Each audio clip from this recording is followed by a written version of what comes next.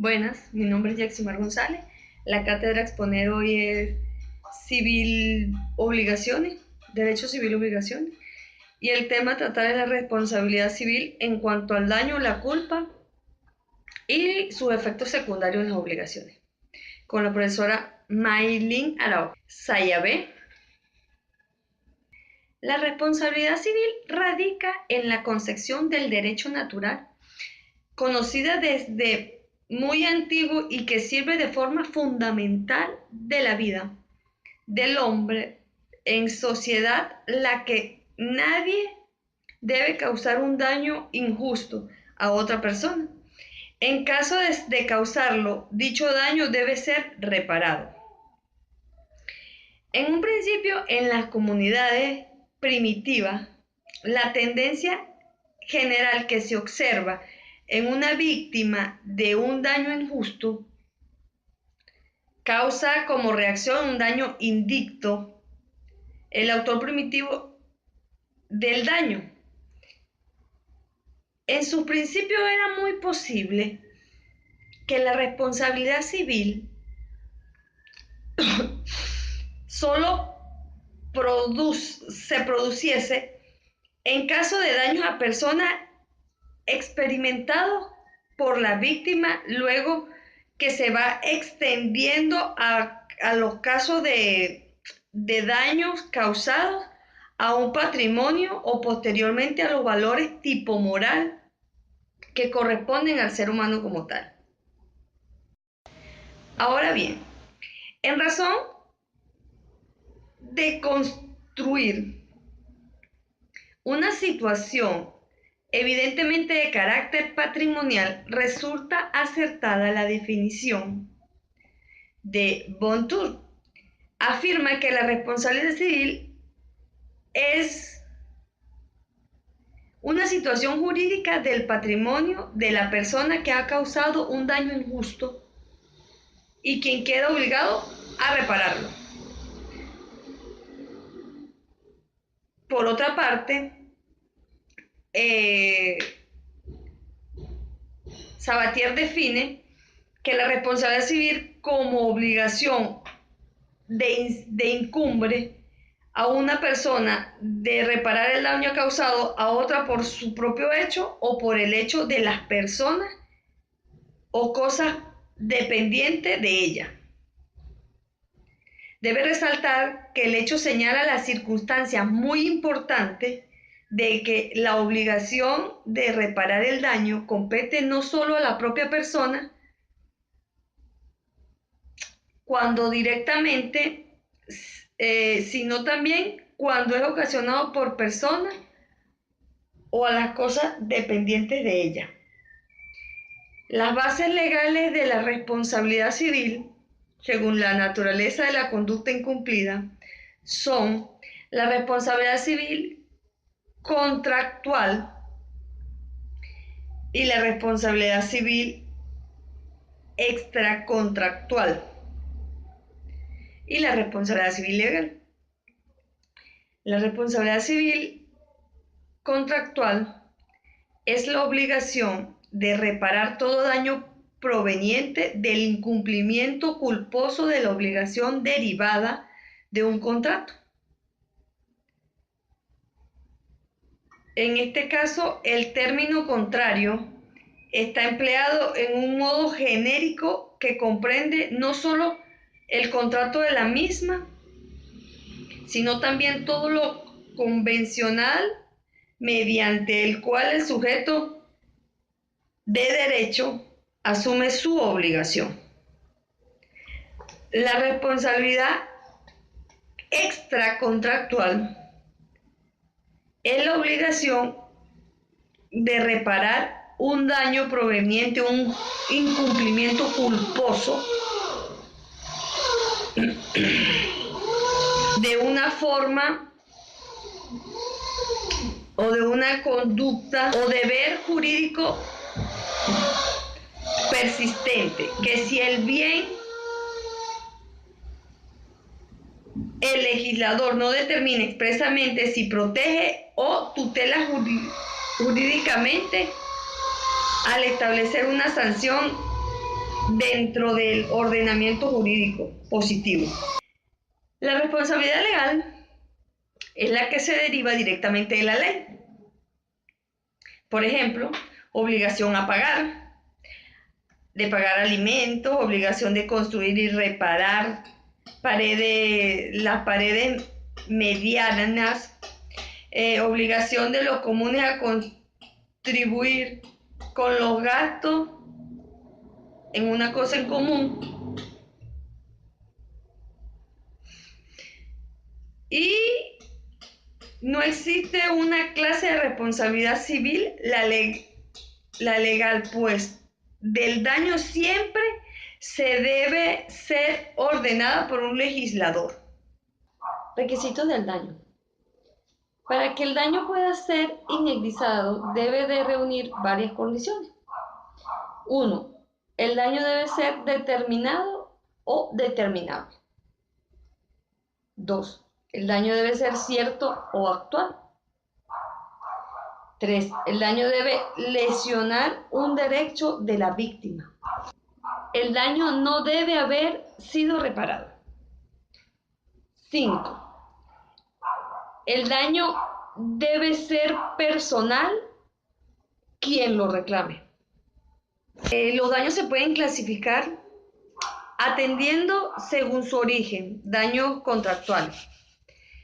Atendiendo según la naturaleza del patrimonio afectado, atendiendo así el daño es o no es consecuencia inmediata del incumplimiento culposo, atendiendo el incumplimiento definitivo o parcial, atendiendo si el daño es consistente en una disminución. La solución del daño. La víctima tiene derecho a reparar el daño en la medida que se cumplan los requisitos de la procedencia del mismo, es decir, tiene derecho a que se solucione el daño. En este orden de ideas, veamos las distintas alternativas que pueden presentar en la solución del daño. La restitución, el resarcimiento y la reparación del daño. Culpa. La culpa consiste en la violación de una obligación persistente. Todo hombre está sujeto a observar determinadas obligaciones en su vida diaria. Además, está sometido a ciertos cánones, a ciertas regulaciones que no debe violar. Si la viola, está incumpliendo en culpa. Esto no es otra cosa que afirmar que estás en obligaciones persistentes, contienen una conducta prefijada que debe ser observada por todo sujeto de derecho. La clasificación de la culpa nos dice que debemos estudiar desde diversos puntos de vista. Según consta en una doctrina positiva, un hacer, o una negativa, un no hacer, del deudor. La imprudencia. Aquí la culpa se configura cuando el deudor desarrolla una actividad o una conducta que no debería realizar. La negligencia se da cuando la culpa consiste en que el deudor desarrolla una actividad negativa, un no hacer, una abstención. Según la gravedad de la culpa grave es aquella en la que solo incurriría la persona más imprudente, más descuidada o negligente. La culpa leve es aquella en que consiste en no aportar a los negocios de otro el cuidado que el común de los hombres aporta normalmente en sus negocios. La culpa levísima es aquella que consiste en no aportar el cuidado que las personas más astutas aportan a sus negocios.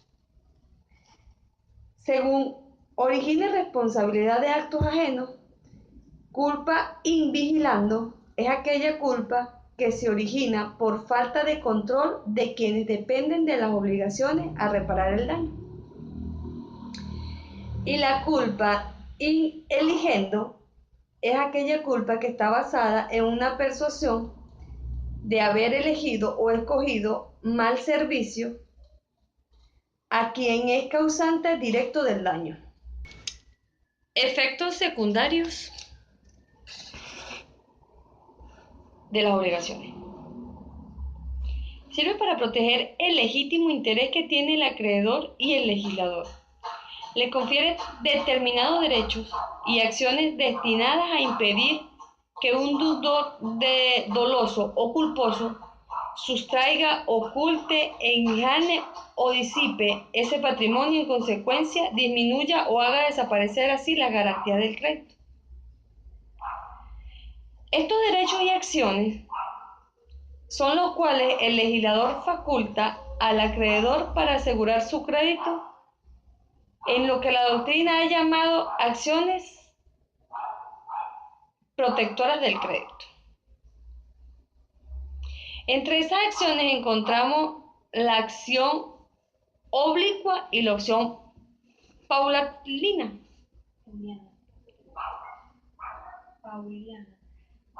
Ay, no hay corte.